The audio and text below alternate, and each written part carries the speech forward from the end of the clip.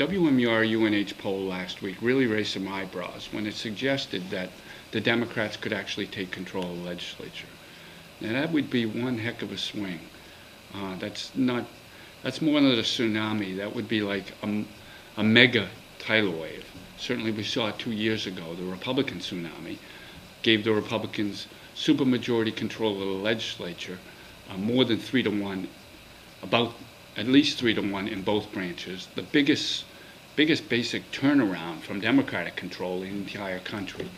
But this survey, which did a generic ballot test, showed Republicans losing to Democrats, both in state Senate seats and for seats for the House.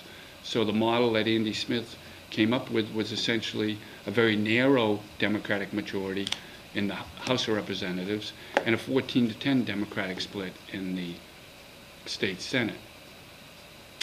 Now, here's one of the reasons why, even with a generic ballot test, Republicans won't lose as many seats as you think they would lose. We've talked a little bit about this before, but let's get into the weeds, and that's redistricting.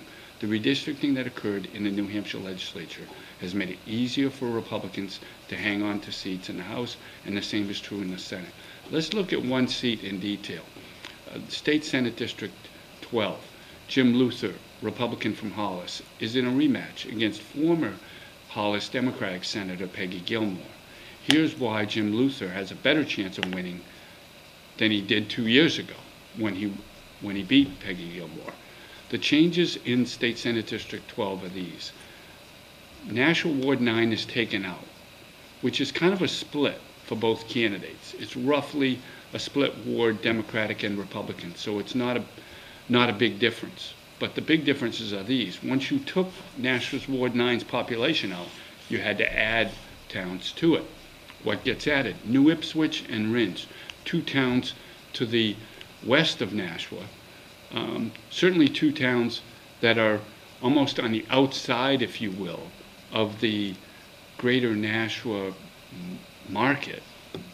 So both candidates, it's suffice to say, are not going to be as well known as they are in Nashua and Hollis. So you kind of fall back on, in a presidential election where state Senate races aren't getting much attention anyway, two-party affiliation. How many Republicans, how many Democrats? That's the bad news for Peggy Gilmore. In those 2 towns, New Ipswich and Gingrich, New Ipswich and Rindge, both towns are among the top 30 Republican towns in the entire southern half of the state. The Republicans have basically a 1,700 vote advantage by registration over the Democrats. It's 67% more Republican than it's 32% Democrat. That's better than 2-to-1. That spells trouble for Peggy Gilmore. She's somehow got to run up the score in Nashua and in the Nashua wards that remain, and in Hollis and in Brookline, in order to overcome some likely major defeats in those new towns. That gives you an idea. We'll be talking about more targeted races and how in some cases Democrats are more likely to win and perhaps take seats that were Republican seats, and why in this case a Republican is more likely to survive than not if all things stay equal. This is Kevin Landrigan. Thanks for watching.